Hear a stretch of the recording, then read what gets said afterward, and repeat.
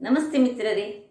ಈ ಕಠಿಣವಾದ ಬೇಸಿಗೆಗೆ ನಮ್ಮ ದೇಹವನ್ನು ಆದಷ್ಟು ಕೂಲಾಗಿರಿಸುವಂತಹ ಬ್ರೇಕ್ಫಾಸ್ಟ್ಗಳನ್ನು ಅಥವಾ ಪದಾರ್ಥಗಳನ್ನು ಅಥವಾ ಜ್ಯೂಸಸ್ಗಳನ್ನು ನಾವು ತಯಾರಿಸಬೇಕಾಗ್ತದೆ. ಹಾಗಿರುವಾಗ ಇವತ್ತು ನಾನು ಪಾಲಕನ್ನು ಬಳಸಿ ಒಂದು ರುಚಿಕರವಾದ ಇನ್ಸ್ಟೆಂಟ್ ಆಗಿ ಮಾಡುವಂತಹ ಇಡ್ಲಿಯನ್ನು ತಯಾರಿಸಿದ್ದೇನೆ. ಬಹಳ ಟೇಸ್ಟಿಯಾಗಿ ಬರ್ತದೆ ಮತ್ತು ಆರೋಗ್ಯಕ್ಕೂ ಸಹ ಬಹಳ ಉತ್ತಮ. ಹಾಗಿರುವಾಗ ಇದಕ್ಕೆ ತಿನ್ನಲಿಕ್ಕೆ ಖಾಲಿ ಪಾಲಕಿನ ಇಡ್ಲಿಯನ್ನು ತಿನ್ಬೋದು ಅಥವಾ ಸಿಂಪಲಾದ ಏನೊಂದು ಹೆಚ್ಚಿನ ವಸ್ತುಗಳನ್ನು ಹಾಕದೆ ಮಾಡಿದಂಥ ಚಟ್ನಿಯನ್ನು ಸಹ ತಯಾರಿಸಿದ್ದೇನೆ. ಈ ಒಂದು ಪಾಲಕ್ನ ಇಡ್ಲಿಯನ್ನು ಹೇಗೆ ಮಾಡುವುದನ್ನು ನೋಡುವ ಮೊದಲು ಯಾರೆಲ್ಲ ನನ್ನ ಚಾನಲನ್ನು ನೋಡ್ತಿದ್ದೀರಿ, ಯಾರೆಲ್ಲ ಇನ್ನೂ ಸಬ್ಸ್ಕ್ರೈಬ್ ಮಾಡಿಲ್ಲ, ದಯವಿಟ್ಟು ಸಬ್ಸ್ಕ್ರೈಬ್ ಮಾಡಿ ಸಪೋರ್ಟ್ ಮಾಡಿ ಅಂತ ಹೇಳುತ್ತಾ ಬನ್ನಿ ರುಚಿಕರವಾದ ಆರೋಗ್ಯಭರಿತವಾದ ಇನ್ಸ್ಟೆಂಟಾಗಿ ಮಾಡುವಂತಹ ಈ ಪಾಲಕ್ನ ಇಡ್ಲಿಯನ್ನು ಹೇಗೆ ಮಾಡುವುದು ಎಂದು ನೋಡೋಣ.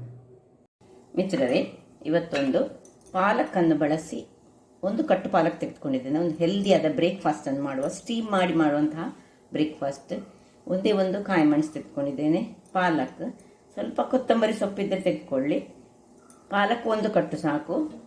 ಒಂದು ಬೌಲ್ನಷ್ಟು ನಮಗೆ ಸಪೂರ ಸಜ್ಜಿಗೆ ಬೇಕು.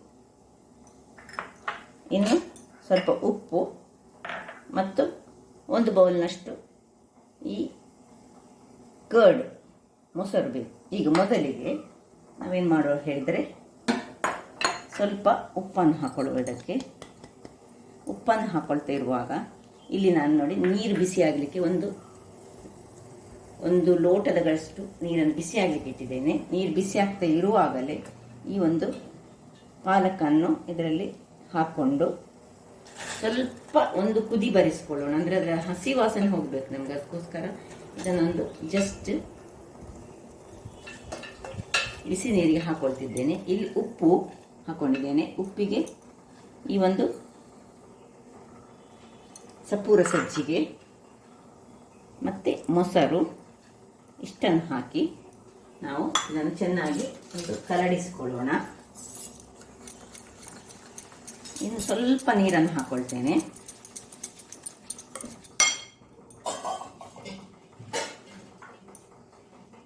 ಅದು ಮುಳುಗುವಷ್ಟು ನಮಗೆ ನೀರು, ಅಂದರೆ ಅದು ಸ್ವಲ್ಪ ಉಬ್ಬಿ ಬರಬೇಕಾದ್ರೆ ತುಂಬ ನೀರು ಹಾಕ್ಕೊಳ್ಳೋದು ಬೇಡ. ಒಂದು ಕಾಲು ಲೋಟದಷ್ಟು ಮೊಸರು ತೆಗೆದುಕೊಂಡ ಕಾಲು ಲೋಟದಷ್ಟು ಹಾಕ್ಕೊಂಡು ಅದನ್ನು ಚೆನ್ನಾಗಿ ತಿರುಗಿಸ್ಕೊಳ್ಬೇಕು. ಒಂದು ಕಪ್ ಅಂತ ಇಲ್ಲ, ನೀವು ಬೇಕಿದ್ರೆ 2 ಕಪ್ ತೆಗೆದುಕೊಂಡು ಒಂದು ಕಟ್ಟಿನಲ್ಲಿ ಸಹ ಮಾಡಿಕೊಳ್ಬೋದು. ತುಂಬ ಬೇಕಿದ್ರೆ ತುಂಬ ಮಾಡ್ಬೋದು. ಇದನ್ನೀಗ ನಾನು ಒಂದು ಮುಚ್ಚಳವನ್ನು ಮುಚ್ಚಿಕೊಂಡು ಇದನ್ನು ಸ್ವಲ್ಪ ಹೊತ್ತು ಒಂದು 10 ನಿಮಿಷ ರೆಸ್ಟಿಗೆ ಇಟ್ಟುಕೊಳ್ತೇನೆ. ಇಲ್ಲಿ ನೋಡಿ, ಇಲ್ಲಿ ಒಂದು ಕುದಿ ಬರುವಾಗಲೇ ಹಾಕ್ಕೊಂಡು, ಅದು ಹೆಚ್ಚು ಬೇಡ, ಜಸ್ಟ್ ಒಂದು ಇದರಲ್ಲಿ ಅದರ ಹಸಿ ವಾಸನೆ ಹೋಗುವಷ್ಟು ಮಾಡಿದರೆ ಸಾಕು. ಮತ್ತು ತೆಗಿಬೇಕು. ಇದನ್ನು ಒಳ್ಳೆ ತಣ್ಣೀರಿಗೆ ಹಾಕ್ಕೊಳ್ಬೇಕು, ಬಿಸಿ ನೀರಿಗೆ ಹಾಕ್ಕೊಳ್ಬಾರ್ದು. ತಣ್ಣೀರಿಗೆ ಹಾಕ್ಕೊಂಡು ಸ್ವಲ್ಪ ಅದು ತಣ್ಣಗಾಗಲಿ. ನೋಡಿ, ಎಲ್ಲವನ್ನು ಹಾಕ್ಕೊಳ್ತಿದ್ದೇನೆ. ಇದು ಬೆಂದ ಕೂಡಲೇ ಒಂದು ಕಟ್ಟು ಹೋಗಿ ಏನಾಗ್ತದೆ ಹೇಳಿದರೆ ಕಾಲು ಕಟ್ಟಾಗ್ತದೆ. ಆ ನಮ್ಮನೆ ಈ ವೆಜಿಟೇಬಲ್ಸ್, ಲೀಫಿ ವೆಜಿಟೇಬಲ್ಸ್ಗಳು ಹಾಗೆ ಅಲ್ಲ, ನಾವು ಪದಾರ್ಥ ಮಾಡುವಾಗ ಸಹ ಹಾಗೆ ಅದು ತುಂಬ ಸ್ವಲ್ಪ ಆಗೋದು. ಈಗ ಇದು ಸ್ವಲ್ಪ ತಣ್ಣಗಾಗಲಿ. ಈಗ ಇದನ್ನು ಚೆನ್ನಾಗಿ ಹಿಂಡಿಕೊಂಡು ಒಂದು ಮಿಕ್ಸಿಗೆ ಹಾಕ್ಕೊಳ್ಳೋಣ. ನಾನು ಸ್ವಲ್ಪ ಪ್ರಮಾಣದಲ್ಲಿ ಮಾಡ್ತಿದ್ದೇನೆ, ನೀವು ತುಂಬ ಪ್ರಮಾಣದಲ್ಲಿ ಮಾಡ್ಬೋದು. ಈಗ ಇದಕ್ಕೆ ಈ ಕೊತ್ತಂಬರಿ ಸೊಪ್ಪು, ಇದನ್ನು ಸಹ ಒಂದು ಕಾಲು ಕಟ್ಟಿನಷ್ಟು ಕೊತ್ತಂಬರಿ ಸೊಪ್ಪು ಉಂಟು, ಇದನ್ನು ಹಾಕ್ಕೊಳ್ತಿದ್ದೇನೆ.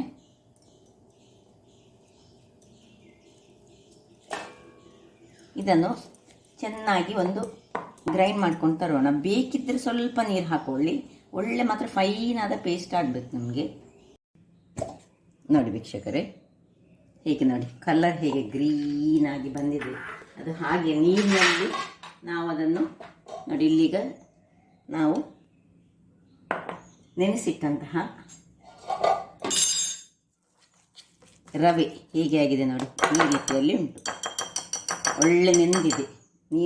ನೀರು ಮತ್ತು ಮೊಸರನ್ನು ಚೆನ್ನಾಗಿ ಅದು ಎಳೆದುಕೊಂಡಿದೆ. ಈಗ ಇದನ್ನು ಶಿಫ್ಟ್ ಮಾಡ್ಕೊಳ್ಳೋಣ, ಎಲ್ಲ ಹಾಕ್ಕೊಳ್ಳೋಣ. ಸ್ವಲ್ಪ ಮತ್ತೆ ಮಿಕ್ಸಿ ತೊಳೆದ ನೀರನ್ನು ಸಹ ಹಾಕೊಂಡ್ರೆ ಆಯಿತು. ಕಲರ್ಫುಲ್ಲಾಗಿ ಗ್ರೀನಾದ ಕಲರ್ಫುಲ್ಲಾದ ಒಂದು ಬ್ರೇಕ್ಫಾಸ್ಟ್. ನೋಡಿದರೆ ಗೊತ್ತಾಗ್ತದೆ ಏನಂತ, ಈಗ ಸ್ವಲ್ಪ ಹೊತ್ತಲ್ಲೇ ಗೊತ್ತಾಗ್ತದೆ ಏನು ಮಾಡ್ತಿದ್ದೇನೆ ಅಂತ ನಾನು. ನೋಡಿ,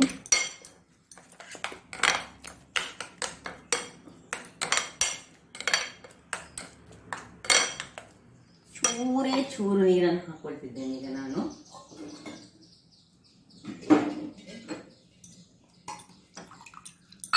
ತುಂಬ ಬೇಡ, ನೋಡಿಕೊಂಡು ಹಾಕೊಳ್ಳೋಣ. ದಪ್ಪ ಬೇಕು ನನಗೆ ಇದು. ಎಲ್ಲ ಬಂದಿದ್ದಕ್ಕೆ ಹಾಕ್ಕೊಂಡು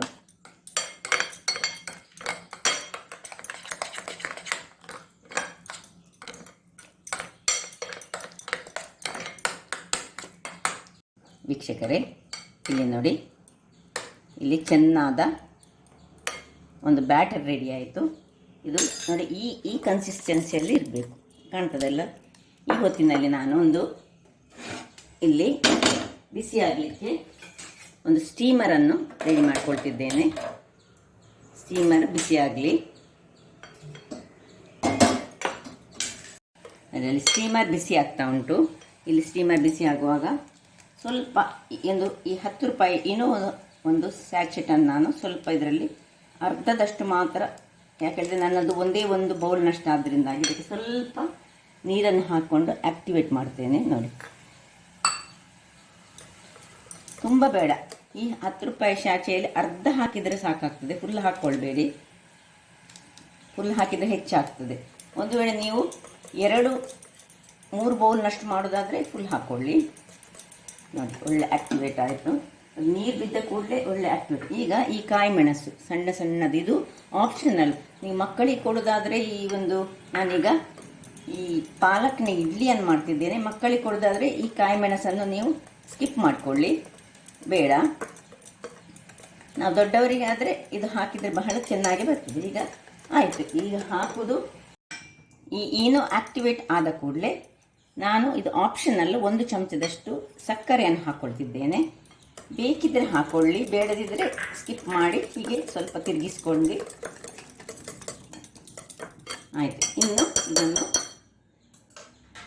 ಇಡ್ಲಿ ತಟ್ಟೆಗಳಿಗೆ ಸ್ವಲ್ಪ ಬೇಕಿದೆ ಎಣ್ಣೆ ಅಥವಾ ತುಪ್ಪ ಯಾವುದು ಹಾಕ್ಬೋದು, ಸ್ವಲ್ಪ ಸವರಿಕೊಳ್ಳಿ. ಹೀಗೆ ಸವರಿಕೊಂಡು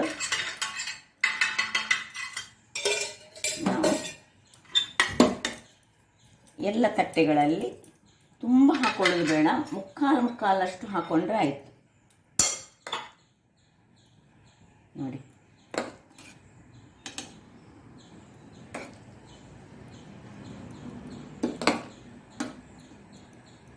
ಇಷ್ಟಿಷ್ಟು ಹಾಕ್ಕೊಂಡು ಎಲ್ಲವನ್ನು ಹಾಕ್ಕೊಂಡು ತೋರಿಸ್ತೇನೆ ನಾನು.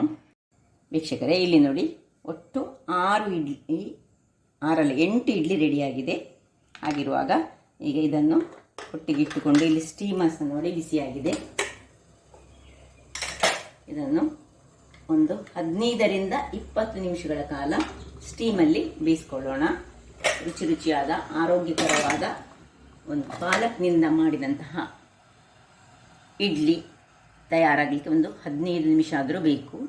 ವೀಕ್ಷಕರೇ, ಒಂದು 15 ನಿಮಿಷ ಕಳೆದಿದೆ. ನೋಡುವ ಹೇಗೆ ಆಗಿದೆ ನೋಡಿ. ಒಳ್ಳೆ ಉದುವಾಗಿದೆ, ಬೆಂದಿದ ಅಂತ ಹೀಗೆ ಚೆಕ್ ಮಾಡ್ಕೊಳ್ಳೋಣ. ನೋಡಿ, ಯಾವುದು ಹಿಡಿಯುವುದಿಲ್ಲ. ಈಗ ಆಫ್ ಮಾಡ್ಕೊಳ್ತಿದ್ದೇನೆ. ಮತ್ತು ಇದನ್ನು ಸ್ವಲ್ಪ ತಣ್ಣಗಾಗಲಿಕ್ಕೆ ಕೆಳಗಿಟ್ಕೊಂಡು ಬಿಡ್ತೇನೆ. ಸ್ವಲ್ಪ ತಣ್ಣಗಾಗಲಿ. ವೀಕ್ಷಕರೇ, ಇಲ್ಲಿ ತಣ್ಣಗಾಗ್ತಾ ಇರಲಿ. ತಣ್ಣಗಾಗ್ತಾ ಇರುವಾಗ ಇಲ್ಲಿ ನಾನು ಒಂದು ಚಟ್ನಿಯನ್ನು ರೆಡಿ ಮಾಡಿದ್ದೇನೆ. ಸಿಂಪಲ್ ಚಟ್ನಿ, ತೆಂಗಿನಕಾಯಿ, ಮೆಣಸು, ಉಪ್ಪು, ಹುಳಿ ಅಷ್ಟೇ. ಅದಕ್ಕೊಂದು ಈಗ ಸಿಂಪಲಾದ ಒಂದು ಒಗ್ಗರಣೆ ಕೊಡ್ತಿದ್ದೇನೆ. ಸ್ವಲ್ಪವೇ ಸ್ವಲ್ಪ ಎಣ್ಣೆ, 1 ಚಮಚದಷ್ಟು ಸಾಸಿವೆ ಸಿಡಿಯುವಾಗ ಉದ್ದಿನಬೇಳೆ, 1 ಕತ್ತರಿಸಿದ ಮೆಣಸು ಮತ್ತು 1 ಕರಿಬೇವಿನ ಇಷ್ಟನ್ನು ಹಾಕಿ ಒಂದು ಸಿಂಪಲಾದ ನಾವು ಚಟ್ನಿಯನ್ನೀಗ ಮಾಡಿದ್ದಕ್ಕೆ ಇದಕ್ಕೆ ಒಗ್ಗರಣೆ ಸಾಕು. ನೋಡಿ, ಒಗ್ಗರಣೆ ಪಟಾಪಟ್ ಅಂತ ಆಗುವಂಥದ್ದು. ಸ್ವಲ್ಪ ಇದನ್ನು ಇದಕ್ಕೆ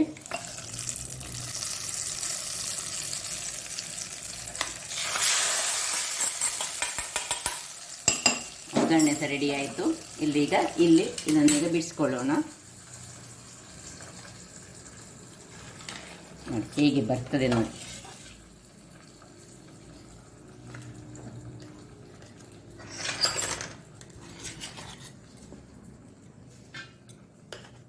ಬಹಳ ಟೇಸ್ಟಿಯಾದ ಆರೋಗ್ಯಭರಿತವಾದ ಪಾಲಕ್ನಿಂದ ಮಾಡಿದಂತಹ ಒಂದು ಇಡ್ಲಿ, ಅದಕ್ಕೊಂದು ಸಿಂಪಲ್ ಆದ ಚಟ್ನಿ, ಏನು ಅದಕ್ಕೆ ಬೇರೆ ಏನು ಬೇಡ. ತೆಂಗಿನಕಾಯಿ, ಮೆಣಸು, ಕಾಯಿ ಮೆಣಸು ಸಹ ಒಂದೇ ಹಾಕ್ಕೊಂಡಿದ್ದೇನೆ ನಾನು, ಮತ್ತು ಉಪ್ಪು, ಹುಳಿ ಅಷ್ಟೇ.